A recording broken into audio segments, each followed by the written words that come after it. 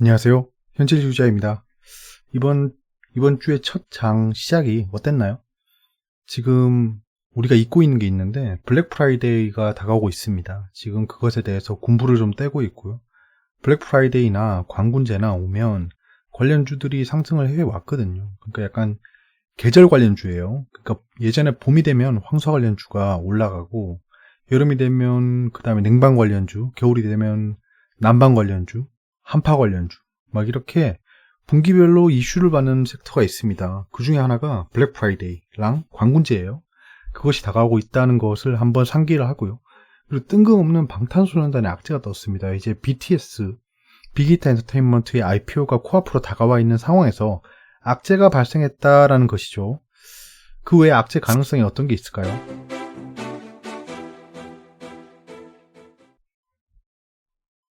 네, 오늘도 미증시는 오르고 있습니다. 현재 가시권에 들어온 악재가 없다는 말이죠. 유동성의 힘으로 밀어올린 중인 것으로 보입니다.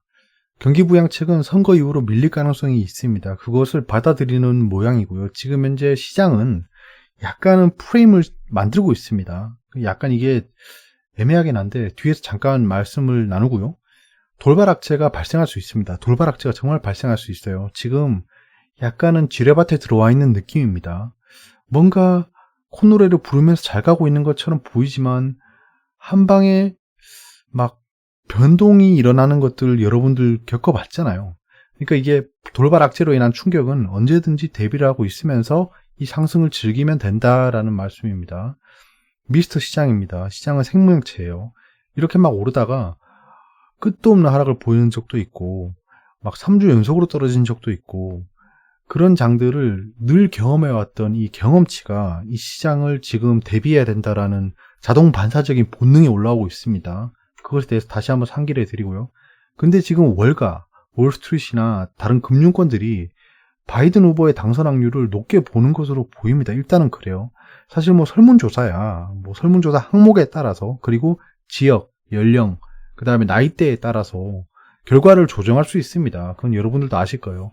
근데 이 금융권, 특히나 뭐 스포츠에서 도박사들이 굉장히 냉정하게 승부를 평가하잖아요. 그러니까 아무리 봐도 얘가 이길 것 같은데 도박사들은 반대편에 건다는 거죠. 그럼 반대편에가 이길 확률이 높다는 거예요. 걔들은 돈을 걸고 보고 있는 거고 다른 사람들은 그냥 TV를 켜놓고 재미삼아 보고 있는 거예요. 그 차이가 있습니다.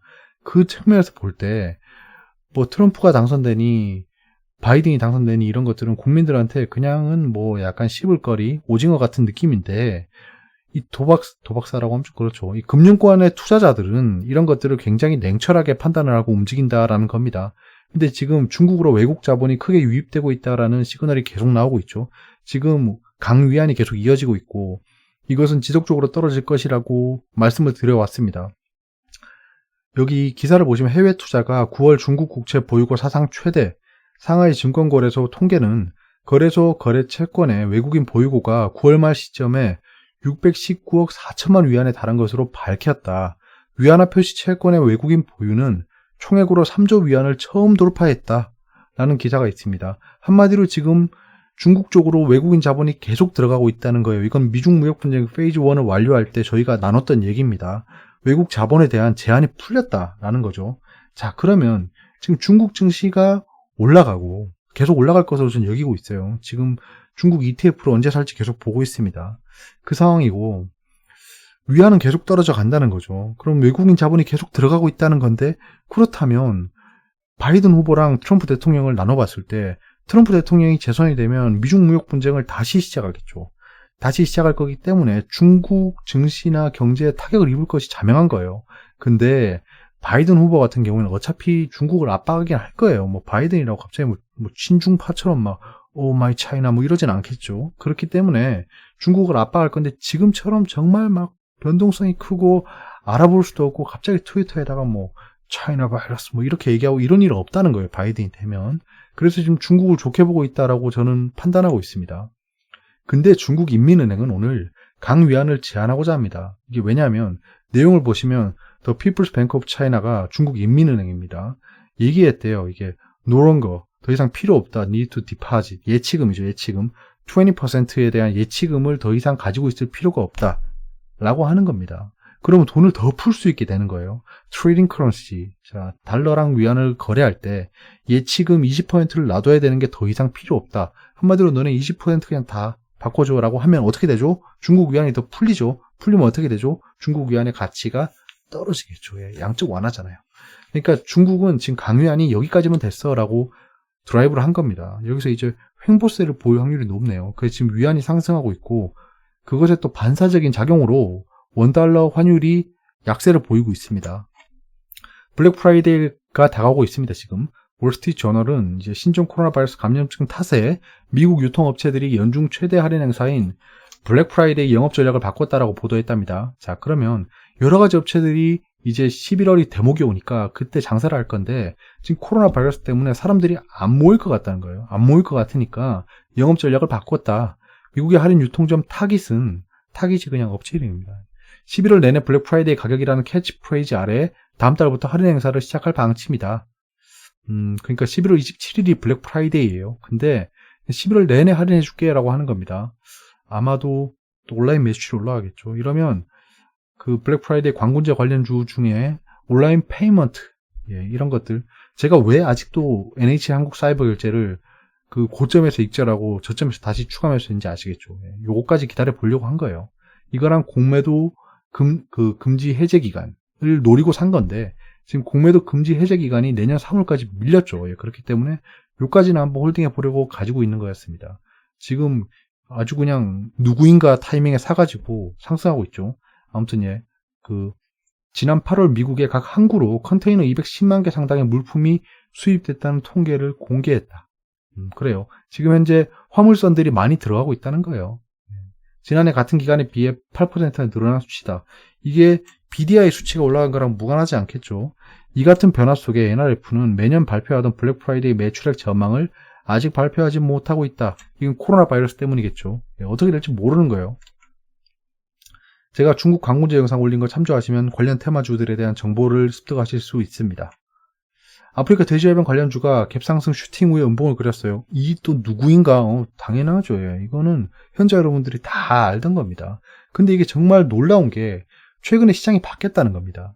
예전 같으면 그 시간의 상승을 동반하지 않는 호재 발생, 이건 아프리카 돼지열병 발생은 호재가 아니죠. 근데 이 종목 입장에서는 호재라는 겁니다. 이런 재료가 발생했을 때 보통 그냥 상한가 박아버려요. 원래 그랬어요. 근데 최근에 코로나 반등 이후에 개인 투자자가 많아진 이후에는 갭 상승 후에 음봉을 그리는 게 유행이 되어버렸습니다. 제가 지난번에 한번 언급해 드린 적 있죠. 아무튼 이게 좀 애매하긴 해요. 애매합니다. 갭 상승 후에 슈팅 후 음봉을 그렸는데, 그러니까 제가 지금 현재 갭 상승 슈팅 후에 음봉을 그리는 게 설거지가 아닌 것 같다. 제가 이때까지 시장을 판단했을 때라고 말씀드렸던 이유 중에 하나가 지금 그냥 유행인 거예요. 유행인 거예요. 한동안 횡보로 해서 물린 애들이 많았고 그 갭상승 슈팅이 나왔고 아프리카 돼지열병 그냥 단기적인 그 재료인 것 같으니까 다 빠져나간 거예요. 다른 거 살려고. 자기도 이제 빅텐트에 상장하면 그거 사야 되고 뭐 살 거 많은데 여기 물려있을 수 없어라는 생각에 나간 거예요. 자, 그러면 지금부터가 중요하겠죠. 아주 최소한 일주일은 끌고 갈 테마입니다. 그 발병했는데 일주일 안에 이게 종결됩니다. 멸종했습니다. 이럴 수는 없을 거 아니에요. 그래서 일주일 이상 끌고 갈 테마니까 기회 시에 단기 트레이딩 대응이 가능할 것 같습니다. 미국의 빅테크 관련주가 상승 중입니다. 애플 같은 경우에는 3.2%가 오르고 있었는데 이건 당연히 이번에 쇼케이스 그 아이폰 12 공개하는 것 때문이겠죠. 트윌리오 얘들 이제 데이터 업체인데요. 얘들이 이제 스타트업으로부터 그 소비자 데이터를 구매한다는 지시에 의해서 리포트가 나왔답니다. 예, 그거에 의해서 5.3%가 올라가고 있고 트위터 같은 경우에는 도이치방크가 그 매수가를 올렸다네요. 매수 추천가. 이건 굉장히 악재죠. 예, 젊은 뱅크도 약간 포텐셜을 높였답니다. 그 다음에 스노우플레이크. 얘들도 클라우드 업체죠. 클라우드 업체인데 얘들도 골드만삭스랑 오픈하이머가 그 매수 리포트를 냈답니다. 굉장히 악재인데 아무튼 상승하고 있네요. 예, 아무튼 빅테크 기업들의 상승이 궁금하신 분들은 이런 이유다라는 겁니다. 뜻밖의 BTS 악재가 발생했습니다. 한국 전쟁에 대한 언급으로 중국의 심기가 불편하대요. 허허이 참. IPO 앞두고 이상한 억지스러운 악재가 발생하고 있습니다. 이게 너무 억지 아닌가요? 왜냐하면 내용을 보시면 RM이라는 분이 방탄소년단의 리더랍니다. 리더. 저만 모르는 거 아니죠. 예. 올해는 한국전쟁 70주년으로 우리는 양국이 함께 겪었던 고난의 역사와 많은 남성과 여성의 희생을 영원히 기억해야 합니다. 라고 멘트를 했는데, 이 중국 분들이 자기들한테 한국전쟁은 항미 원조, 그러니까 조선을 도와서 미국을 물리친 전쟁인데, 어떻게 앞서 그런 얘기를 할 수 있느냐라는 것입니다. 이게 이 중국 애들이 지금 약간 뇌에 아직 코로나가 남아있는 것 같은 게, 조선이라고 하면 지금 북한 얘기하는 거예요. 근데 BTS는 남한 소속입니다. 이거 완전 쥐가 모르는 거면서 지금 이상한 소리를 하고 있는 겁니다. 한 네티즌은 웨이보에서 삼성전자는 알고 보면 중국 기업이 아닌가? 라는 진짜 완전 뇌에 우동사리가 가득 찬 소리를 하고 있습니다. 진짜 이러니까 중국에 코로나가 퍼지는 거예요. 이건 뭐 말을 해도 저런 식으로 삼성전자가 어떻게 중국 기업입니까? 이렇게 빠르게 대처할 수 있다니 경외심이 날 지경이라고 말하기도 했다. 아니야 그런 거.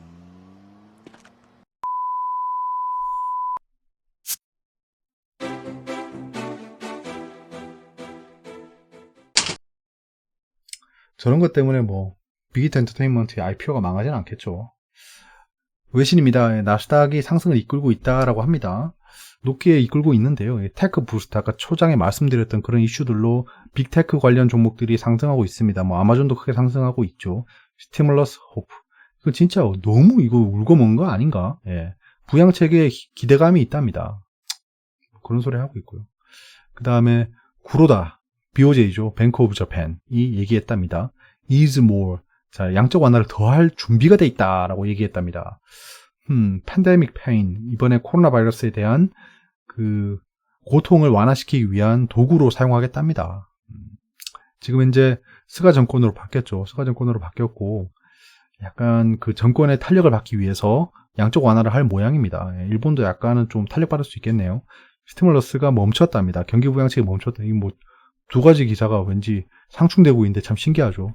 아무튼 그 스티뮬러스가 멈췄는데 이게 ACB라고 하면 이번에 대법관으로 임명되시는 발렛이에요. 그 청문회가 시작되기 때문에 이게 지금 표류할 거다라는 겁니다. 제가 예상했던 상황에서 표류한다는 게 이런 거였는데 표류를 하든 말든 스티뮬러스 호프라고 상승하고 있는 상황이에요. 굉장히 희한합니다. 요거 참 잘 생각해 봐야 돼요. 그 다음에 유럽이 플롯했답니다. 빅테크 기업에 대한 제재를 할 거다. 빅테크 기업들이 유럽에서 굉장히 그 제재를 상승시키는 목적인데 마켓 파워의 어뷰징을 막기 위해 어뷰징을 하는 게 있나? 어뷰징은 약간 사기친다라는 느낌이에요. 파이낸셜 타임즈가 그렇게 언급했다네요. 유럽에서 제재를 하면 애플, 트위터, 페이스북 이런 것들이 안 좋을 수 있겠죠. 오일이 떨어지고 있다. Supply constraint가 이지됐다. 이 공급 제한이 약간 완화됐다는 게 뭐냐면 노르웨이의 노동자가 4분의 1을 아웃풋을 테이크하겠다는 위협을 했었는데 이것을 허용했다. 이게 무슨 소리죠 이게? 허리케인 델타 무브드 아일랜드. 아무튼 뭐 이상한 소리를 하고 있는데 오일이 지금 공급량이 풀리기 때문에 하락하고 있다라는 얘기입니다. 근데 이거는 그냥 단순한 하락으로 보이고요. 오일은 지속적으로 상승할 것으로 보입니다. 내신입니다. 베일벗은 디지털 위안화 중속도 내는 이유는 지금 중국이 디지털 위안화에 대한 계속 그 드라이브를 걸고 있어요. 이게 지금 가상화폐 이런 건 아닙니다. 디지털 화폐예요. 디지털 화폐. 가상화폐는 달라요. 이건 중앙은행이 통제하는 겁니다. 가상화폐의 가장 큰 특징을 얘기하라라고 하면 여러분들 아시죠? 뭐냐? 하나, 둘, 셋. 탈중앙입니다. 탈중앙인 거예요. 근데 이건 중앙화폐예요. 그러니까 가상화폐랑 엮으시면 안 됩니다. 근데 뭐 엮여서 올라가겠죠. 뭐 주식시장이 원래 그래요. 장사미사가 하잖아요. 디지털 화폐, 가상화폐, 비트코인, 떡상 약간 이렇게 가는 거예요. 항상 그래요. 이게 중요한 게 디지털 위안화를 한다 칩시다. 이게 결국엔 달러 패권에 도전하려고 하는 거예요. 그때 페트로위안 기억나시죠? 페트로위안이라고 하면 석유를 위안으로 결제한다는 게 영국에서 처음 했어요. 그때 미국이 대노했죠. 자, 이렇게 되면 미중 무역 분쟁의 재료가 된다는 겁니다. 약간 이런 것들이 복선으로 깔릴 것 같고요. 강위안의 원화 초강세, 조선철강증권 주목이라고 하는 이상한 허방인 리포트가 나왔습니다. 뭐 저는 어차피 조선 관련주를 가지고 있기 때문에 뭐 이렇게 상승하면 참 고맙지만 애매하죠. 미 부양책 기대감에 환율이 1150원 깨져. 이거 잘 읽어보세요. 미증시가 그간 좌파적 정책 강화로 경계감을 보였던 바이든 후보의 대선 승리에 대해 긍정적 평가로 돌아선 분위기도 위험 자산에 대한 선호 심리를 부추겨 달러화에 대한 원화 강세를 이끌었다는 분석이다. 월간은 민주당이 대선은 물론 상하원 선거까지 압승해 정치적 안정이 이루어지면 증시에 호재가 될 것이라는 기대감을 표하고 있다. 이거 진짜 헛소리입니다. 얘들 진짜 아수라백자가 아닌가요? 예전에 바이든 후보가 되면 그 빅테크 기업 제재, 대기업의 해체 이런 것들로 인해서 증시에는 굉장히 악영향을 끼친다. 거기다가 기업세를 복구하기 때문에 이익이 줄어든다라고 리포트를 내면서 바이든에 대한 경계감을 그렇게 내비치더니 이제는 프레임을 바꿨습니다. 정치적 안정이 이루어지면이라고. 얘들은 지금 현재 증시가 떨어지는 거 원하지 않는 거예요. 그냥 그래서 입에서 나오는 대로 짓거리고 있는 겁니다. 약간 이런 거를 잘 생각해 보세요. 그냥 그렇구나. 지금 현재 큰 자본들이 미국 증시를 부양하려고 하는구나라는 속내를 좀 볼 수 있는 거예요. 내년 고속도로 출퇴근 할인제 폐지, 도공부채 서민에게 전가한다. 이건 그냥 슬퍼서 넣었습니다. 제가 고속도로로 출퇴근하거든요. 근데 이게 출퇴근 할인제도를 폐지하네요. 돈 많이 벌어야 됩니다, 여러분. 결국엔 우리가 돈 다 내는 거예요. 부자들은 우리한테 전가를 한다. 1년 만에 재발한 아프리카 돼지열병 조기에 잡힐까? 조기에 잡히진 않을 거예요. 왜냐하면 계속 이렇게 이슈가 나올 거거든요. 최소 한 달은, 최소 일주, 그냥 어느 정도 평타치면 한 달 정도는 계속 이슈가 발생할 거다라는 생각이 듭니다. 자, 오늘은 뭐 발표된 이벤트가 없고요. 내일 보시면 실업수당 청구 변동 영국 쪽에서 발표가 되고, 근원 소비자 물가지수가 미국에서 발표가 됩니다. 살짝 떨어져요. 이러면 금값이 올라갈 수 있겠죠. 그들의 말에 의하면. 자, 오늘은 KDI 경제 동향, 국제통화기금 세계 경제 전망이 나왔는데요. 지금 반도체 수출액이 11.2% 올랐다라고 하죠. 지금 반도체는 지속적으로 늘 거예요, 수출이. 제가 이거 4차 산업혁명 영상에서 말씀드릴게요. 내일 한국 금통위가 열리고 20년 3분기 외국인 직접투자 동향 발표. 이런 것들이 있습니다. 지금 자율주행 관련주가 몇 개 움직이고 있는 게 있죠. 그런 것들도 있어요. 자, 애플 신형 아이폰 공개가 하루 앞으로 다가왔습니다. 경제 흐름은 변함은 없고요. 지금 현재 트럼프 코로나 확진 변동성 구간에 있습니다.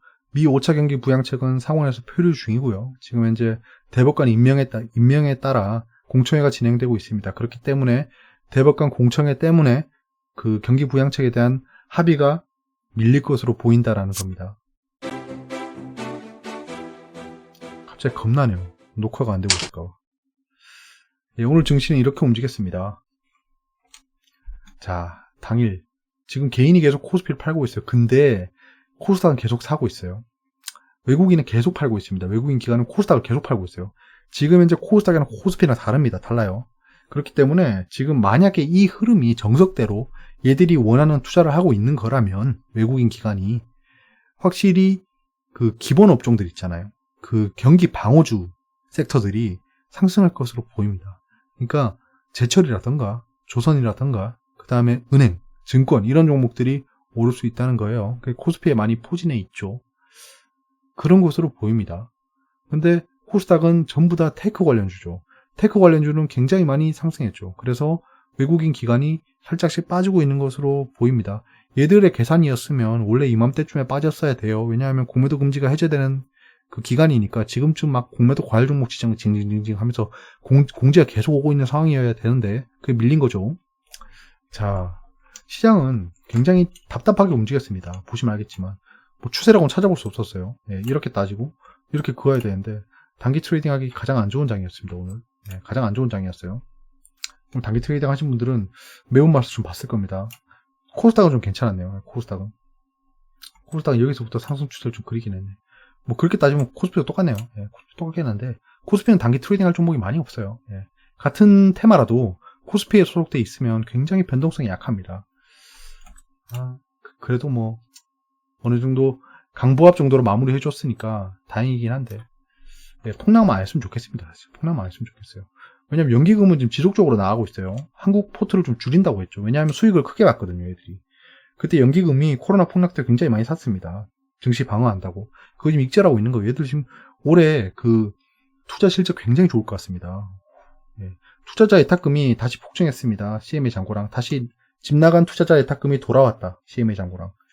그래서 신용융자도 지금 같이 올라가고 있습니다. 같이 올라가고 있어요. 이건 좋은 것 같습니다. 세상 천지에 신용융자가 좋다는 사람 저밖에 없죠. 말하는 사람들 중에. 그럴 거예요, 아마.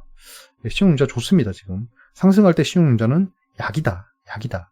신흥융자가 정말 뭐 핵폭탄이다, 시한폭탄이다 이렇게 지금도 얘기하고 있는 사람도 있으면 부동산 상승에 대해서 한번 설명해 보라고 하세요. 예.